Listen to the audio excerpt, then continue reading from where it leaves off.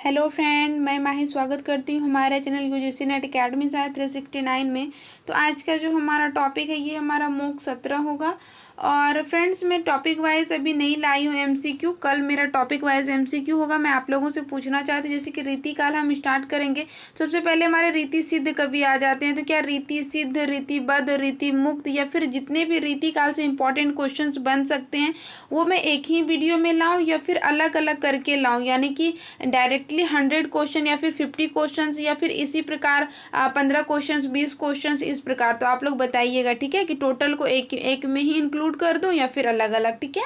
तो देखते हैं, सबसे पहला क्वेश्चन है कि निम्नलिखित में से किस कवि ने सतसई की रचना नहीं की है, यहाँ पे बताना है। ये हमारा प्रीवियस ईयर का क्वेश्चन है। चिंतामणि, मतीराम, राम सहाय और अमीर दास। तो किसने नहीं किए? तो चिंतामणि ने जो है वो नहीं किए। तो चिंतामणि की अन्य रचना की बात कर लेते हैं, जिसके अंतर्गत आ जाते हैं रस विलास, श्रृंगार मंजरी, कृष्ण चरित, काव्य विवेक और काव्य प्रकाश। मतीराम की कुछ रचना की बात करेंगे तो फूल मंजरी, लक्षण श्रृंगार, साहित्य सार और सतसई, जिसकी रचना सतसई की इन्होंने की है, और वृत्त कुमोदी।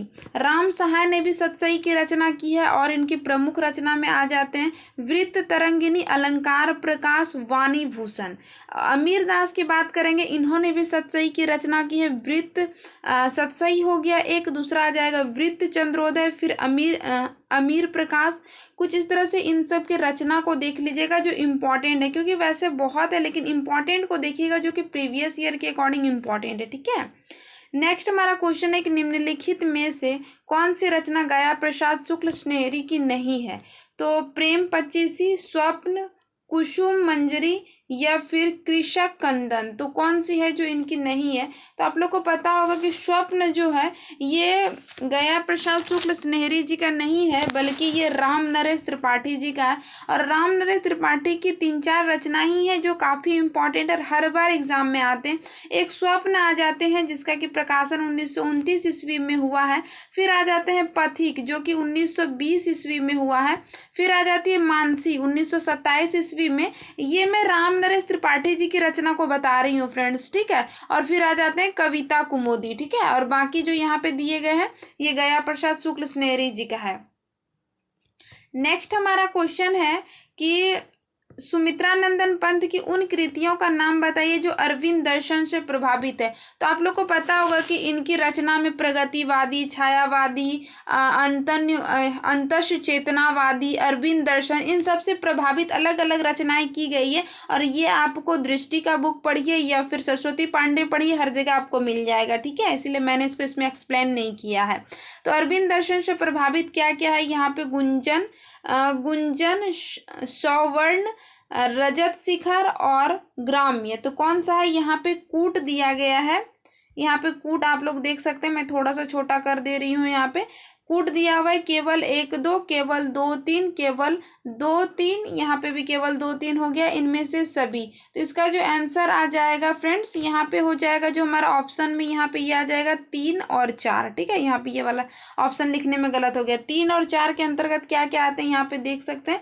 रजत शिखर और ग्राम्य जो है ये इनका आ जाता है अरविंद दर्शन से प्रभावित है, ठीक है। अगर हम बात करेंगे सुमित्रा नंदन पंत की अन्य रचनाओं के बारे में, तो जिसमें आ जाते हैं सबसे पहले उच्छ्वास आ जाते हैं जो कि 1920 ईस्वी में है। फिर आ जाते हैं ग्रंथि भी 1920 ईस्वी में, वीणा 1927 ईस्वी में, पल्लव 1928 ईस्वी में। फिर आ जाती है गुंजन जो कि 1932 ईस्वी में है। युगांत, जिसे कि छायावादी का अंत माना जाता है, युगांत 1936 ईस्वी में। स्वर्ण वीणा, स्वर्ण किरण, फिर आ जाते हैं स्वर्ण धूलि, युगपथ, ये सब कुछ इंपॉर्टेंट हो जाता है। एक इंपॉर्टेंट जो है चिदम्बरा, जिसपे कि इन्हें क्या मिला है? ज्ञानपीठ पुरस्कार मिला है, तो इसको याद रख लेना है, ठीक है। नेक्स्ट हमारे ये सारे प्रीवियस ही मैंने लिया है, कुछ कुछ मतलब इसमें उलट फेर करके, ठीक है फ्रेंड्स। तो यहाँ पे देखते हैं नेक्स्ट हमारा क्वेश्चन है कि कालक्रम की दृष्टि से रचनाकारों को मिलाना है। यहाँ पे रचनाकार तो हम नहीं बोल सकते, यहाँ पे हम बोल सकते हैं कि कवि का अनुक्रम लगाना है यहाँ पे। तो कौन आ जाएगा? सबसे पहले सरहपा, यहाँ पे ये आ जाता है अहमद मान होगा, और यहाँ पे हेमचंद, और फिर यहाँ पे है पुष्पदंत। इन्हीं को यहाँ पे उल्टा पुल्टा करके दिया गया है, तो कौन सा सही होगा? तो यहाँ पे आ जाएंगे हमारे ऑप्शन नंबर बी। तो सरहपा का समय जो हमारा आ जाता है, सरहपा आ जाते हैं उनहत्तर में, ठीक है। पुष्पदंत का समय कितना आ जाता है, 10वीं सदी। तो इसका मतलब हो जाएगा यहाँ पे ये आ जाएंगे 8वीं सदी, फिर ये आ जाते हैं 10वीं सदी। अहमद मान की बात करेंगे तो अहमद मान का समय आ जाता है 12वीं सदी में, और हेमचंद का समय भी आ जाता है 12वीं सदी में, क्योंकि यहाँ पे ऑप्शन को आप देख सकते हैं कि अहमद मान मतलब दोनों जगह पे, यहाँ पे भी दिए गए हैं तो इसके बाद ही है, और यहाँ पे भी दिए गए तो इसके बाद ही। अगर ये पहले भी होगा तो वो भी सही हो जाएगा, ठीक है। तो यहाँ पे इन सब चीज़ों क्योंकि यहाँ से क्वेश्चंस बनते हैं फ्रेंड्स। नेक्स्ट हमारा है आचार्यों को यहाँ क्रम लगाना है, रामानुजाचार्य, निम्बकाचार्य, मध्वाचार्य, बल्लभाचार्य। तो कौन सा इसका सही हो जाएगा, यहाँ पे ये सारे ऑप्शन दिए गए, इसका हो जाएगा एक। तो रामानुजाचार्य जो आ जाते हैं, रामानुजाचार्य आ जाते हैं 10वीं सदी, निम्बकाचार्य आ जाते हैं 13वीं सदी, मध्यवाचार्य आ जाते हैं 14वीं सदी, और बल्लभाचार्य आ जाते हैं 15वीं सदी। तो यहाँ पे बात करेंगे अब कि रामानुजाचार्य कौन से संप्रदाय, तो श्री संप्रदाय, श्री राम होता है ना, तो मतलब श्री संप्रदाय से हैं ये संबंधित। निम्बकाचार्य किससे हैं, द्वैताद्वैतवाद से, ठीक है। द्वैताद्वैत, निम्बू देत देत बोलता है ना, हम थक गए हैं, तो देत देत निम्बू, निम्बकाचार्य से, ठीक है।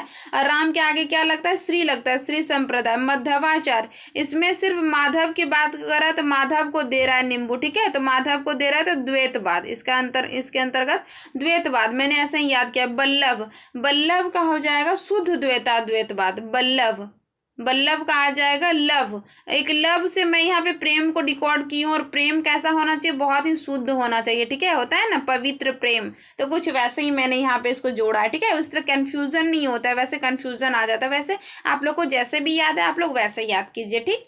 नेक्स्ट हमारा क्वेश्चन है कि असत्य कथन को यहाँ पे बताना है, कौन सा है।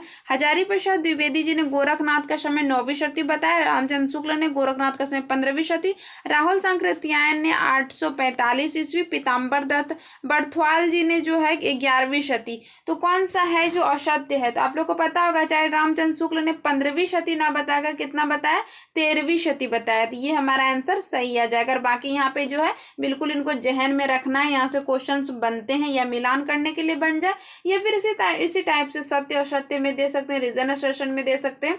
नेक्स्ट हमारा क्वेश्चन आ जाता है यहाँ पे 19वीं सदी के मध्यवर्गीय बनिया समाज के सामाजिक जीवन का यथार्थ चित्रण किस उपन्यास में हुआ है। तो यहाँ पे ये बताना है, तो किसमें हुआ है, देवरानी जेठानी की कहानी है, फिर है वामा शिक्षक, परीक्षा गुरु, इनमें से कोई नहीं। तो इसका आंसर सही क्या आ जाएगा फ्रेंड्स, इसका आ जाएगा देवरानी जेठानी की कहानी।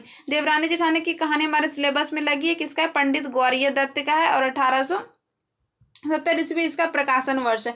यहाँ पे हम वामा शिक्षक की बात करेंगे तो वामा शिक्षक जो आ जाते हैं हमारे, किसका है ये, ईश्वरीय प्रसाद, व फिर उसका नाम क्या है, कल्याणी रोहित। इनका कितना समय आ जाता है, 1872 ईस्वी। परीक्षा गुरु आप लोग को पता होगा, ये है श्रीनिवास दास का, 1882 ईस्वी, ठीक है। नेक्स्ट हमारा क्वेश्चन है यहाँ पे, इन सब का विषय को बिल्कुल देखना है। इसमें तो आप लोग को पता ही है कि परीक्षा गुरु के अंतर्गत क्या, एक अंग्रेजी ढंग का आचार्य रामचंद्र शुक्ल, इसको मौलिक उपन्यास के रूप में माने जाते हैं, और वामा शिक्षक आ जाते हैं, और फिर यहाँ पे देवरानी जेठानी की कहानी। इन सब का जो है ना उपन्यास का विषय इंपॉर्टेंट हो जाता है, क्योंकि यहाँ से क्वेश्चंस बनते हैं। आचार्य नेक्स्ट हमारा आचार्य रामचंद्र शुक्ल के अनुसार कबीर की साखियों में साधु ककड़ी का प्रयोग मिलता है। तो यहाँ पे किसका प्रयोग किया है, तो साधु ककड़ी का से अभिप्राय क्या है, आई मीन यहाँ पे कहने का मतलब है साधु ककड़ी का क्या अर्थ है। ब्रज भाषा मिश्रित पूर्वी बोली, ब्रज भाषा मिश्रित खड़ी बोली, ब्रज भाषा मिश्रित पंजाबी बोली, या फिर इनमें से कोई नहीं। तो इसका आंसर क्या आ जाएगा फ्रेंड्स, पंजाबी बोली, ठीक है, यानी कि ऑप्शन नंबर 3 राजस्थानी पंजाबी खड़ी बोली, ठीक है। नेक्स्ट हमारा क्वेश्चन आ जाता है यहाँ पे, पृथ्वीराज रासो को पूर्ण अप्रामाणिक मानने वाले कौन है, चाहे रामचंद्र शुक्ल, नरोत्तम स्वामी, हजारी प्रसाद द्विवेदी, या फिर इनमें से कोई नहीं। तो आप लोग को पता होगा कि अप्रामाणिक कौन मान रहा है, जो नरों में उत्तम है, बराबर नरोत्तम स्वामी, ठीक है।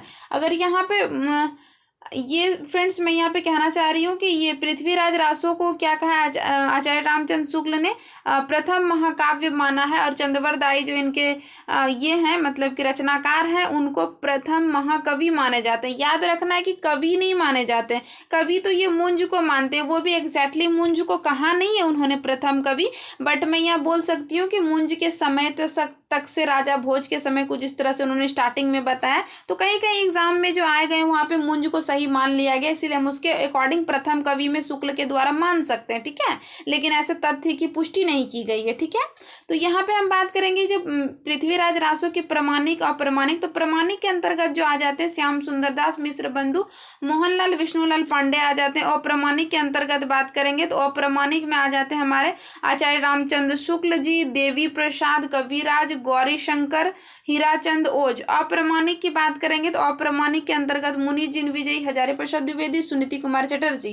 तो और जो पूर्ण रूप से अप्रमाणिक माने वो नरोत्तम स्वामी, जो एक ही आते हैं, ठीक है। और इसका मैंने ट्रिक की वीडियो प्लेलिस्ट में आप लोग देख सकते हैं, इसका मैंने ट्रिक भी बता दिया है। और मैंने उन्हीं को लिया है जो बहुत ज़्यादा इंपॉर्टेंट है, क्योंकि फ्रेंड्स पता है बहुत ज़्यादा आप अगर लिखने में या फिर बहुत ज़्यादा चीज़ों को इकट्ठा करने में रहिएगा ना, तो आप इंपॉर्टेंट चीज़ों को भी छोड़ दीजिएगा, नहीं याद रख पाइएगा। इसीलिए ना मेरा ऐसा मानना है कि इंपॉर्टेंट चीज़ों को ही पढ़े। और हम कैसे पता करें इंपॉर्टेंट क्या है? प्रीवियस ईयर के अकॉर्डिंग, प्रीवियस ईयर के ऑप्शन के अकॉर्डिंग, 10 साल 15 साल के प्रीवियस ईयर को देखते हैं तो अंदाज़ा लग जाता है कि ये सारे कुछ हमारे लिए इम्पॉर्टेंट होंगे, ठीक है। अगर कुछ इंपॉर्टेंट और जुड़ते हैं तो उससे ज़्यादा हमारे रिजल्ट में फ़र्क नहीं पड़ेगा, ठीक है। नेक्स्ट हमारा क्वेश्चन यहाँ पे आ जाता है। नेक्स्ट हमारा क्वेश्चन है कि फणीश्वर नाथ रेणु के किस उपन्यास में पूर्वी पाकिस्तान में विस्थापित होकर बिहार के पूर्णिया जिले में आए हिंदू शरणार्थियों की दारुण कथा है? तो किसमें है? मैला अंचल में, जुलूस में, या फिर यहाँ पे दिए गए प्रति परिकथा, ठीक है। और चौथा ऑप्शन मैंने यहाँ पे नहीं लिखा है फ्रेंड्स, आप लोग यहाँ पे देख लीजिए, पलटू बाबू रोड, ठीक है। चौथा ऑप्शन है हमारा पलटू बाबू रोड। तो कौन सा इसका सही होगा ये बताना है। इसका सही जो हो जाएगा वो जुलूस हो जाएगा। जुलूस का प्रकाशन कब हुआ है? तो 1965 ईस्वी में जुलूस का प्रकाशन हुआ, और काफ़ी इंपॉर्टेंट है। और इनका विषय भी महिला अंचल हमारे सिलेबस में लगी हुए हैं 1954। और महिला अंचल का क्या विषय रहा है? पूर्णिया जिले के मेरीगंज गाँव की कथा को केंद्र में रखकर बनाया गया है, ठीक है। और जुलूस का तो यहाँ पे दिया गया है। और नेक्स्ट हम बात करेंगे प्रति परिकथा। तो प्रति परिकथा का समय कितना आ जाता है? 1957 आ जाता है, ठीक है। प्रति परिकथा पूर्णिया जिले के परानपुर गांव की कथा कही गई है, जिसके अंतर्गत बोल सकते हैं कि कथा का समय जो है 1953 से लेकर के 1956 तक का लिया गया है, ठीक है। तो ये इनका विषय में आ जाता है, ठीक है। नेक्स्ट हम अगर बात करेंगे, यहाँ पे मैंने चौथा ऑप्शन क्या बोला था? पलटू बाबू रोड। तो पलटू बाबू रोड का जो प्रकाशन आ जाता है 1979 ईस्वी, ठीक है। और इसका विषय क्या रहता है? रेणु की मृत्यु के बाद ये प्रकाशित होती है। कौन? पलटू बाबू रोड। और पलटू बाबू रोड या फिर एक हम बोल सकते हैं कि कस्बे की कहानी को, वहाँ उस स्थान की कहानी को दिखाया गया, ठीक है। तो ये इतना इम्पोर्टेंट नहीं है, बट ये दोनों जो है बहुत इंपॉर्टेंट है, क्योंकि यहाँ से इनका विषय भी बहुत इंपॉर्टेंट है। नेक्स्ट हमारा क्वेश्चन है कि मार्क्सवाद से संबंध में अनुकूल नहीं है। अनुकूल प्रतिकूल आप लोग को समझ में आ रहा होगा। अनुकूल का मतलब अर्थ होता है कि सीधे अर्थों में वो नहीं है। प्रतिकूल का अर्थ होता है कि उल्टा चलना, ठीक है। तो यहाँ पे कौन सा है जो कि अनुकूल नहीं है? मार्क्सवादी दर्शन का अनिवार्य घटक द्वंद्वात्मक भौतिक है। मनुष्य के समस्त सामाजिक संबंध उसके उत्पन्न संबंधों पर आधारित होते हैं। समाजवाद और साम्यवाद में आर्थिक तथा सामाजिक परिपक्वता में अंतर है। और फिर यहाँ पे दिया है कि साम्यवादी व्यवस्था में भी राज्य तथा समस्त राजनीतिक और कानूनी ढांचे बने रहते हैं। तो कौन सा इसका सही आंसर होगा ये बताना है।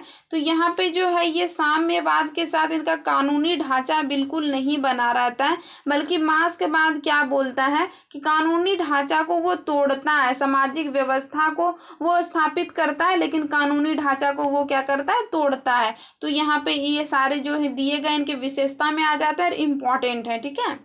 नेक्स्ट हमारा आ जाता है क्वेश्चन कि ये हमारे आ जाते हैं कि लतिका, यदु या फिर अनुराधा किस नाटक के पात्र हैं, ये पे बताना है। यहाँ पे आ जाते हैं एक और द्रोणाचार्य, लहरों के राजहंस, आषाढ़ का एक दिन, आधे अधूरे। तो ये हमारा लास्ट क्वेश्चन होगा फ्रेंड्स, ठीक है। तो देखते हैं इसका सही आंसर जो आ जाएगा। हमारे सिलेबस से मैंने लिया है इसको, तो इसका आंसर आ जाएगा एक और द्रोणाचार्य। और इसका समय कब आ जाता है? 1977 ईस्वी। और इनके जो लेखक हैं कौन है? वो हैं शंकर शेष, ठीक है। और हम अगर इसकी बात करेंगे लहरों के राजहंस का आंसर ये हो जाएगा। लहरों के राजहंस की बात करेंगे तो लहरों का राजहंस में जो आ जाते हैं 1963 ईस्वी में, ये मोहन राकेश का है। सुंदरी अलका मैत्रेय ये इसके कुछ पात्र में आ जाते हैं। आषाढ़ का एक दिन ये कालिदास के जीवन पर आधारित है और इसका भी 1958 ईस्वी में प्रकाशन हुआ है और ये भी मोहन राकेश का है। इसके प्रमुख पात्र में प्रियंगु, मंजरी, अंबिका, मल्लिका, रंगिनी, संगिनी, दांतुल, कालिदास, विलोम, ये सब कुछ इंपॉर्टेंट आ जाते हैं। नेक्स्ट हमारा आ जाता है कि यहाँ पे आधे अधूरे, जो कि काफ़ी इंपॉर्टेंट है, 1969 ईस्वी में आ जाते हैं और इनके भी लेखक कौन है? मोहन राकेश हैं। सावित्री, जुनेजा, किन्नी, बिन्नी, ये सब कुछ इनके पात्र में आ जाते हैं। और इसमें जो मैंने पहले, शायद मैंने लास्ट वीडियो में भी इसके बारे में बताया है कि पुरुष 4 की इसमें बात की गई है। पहला पुरुष के अंतर्गत जो कि पतलून और कमीज पहना वो कौन है? पहला पुरुष महेंद्र नाथ है। दूसरे पुरुष की बात करेंगे तो वो सिंघानिया है। तीसरा पुरुष जो है जगमोहन है। चौथा पुरुष जो है जुनेजा है। ठीक है, तो यहाँ से भी क्वेश्चंस बन सकते हैं मिलान के लिए भी, क्योंकि मे भी क्वेश्चंस जितने डीपली जा रहे हैं वहाँ से आ सकते हैं। ठीक है, तो आप लोग बताइएगा कि ये रीति काल वाला मैं एक ही टॉपिक में ला दूं या फिर अलग अलग टॉपिक में ला दूं, जैसा आप लोग बोलिएगा मैं वैसा ही कर लूँगी। ठीक है, तो मिलते हैं किसी नेक्स्ट वीडियो में।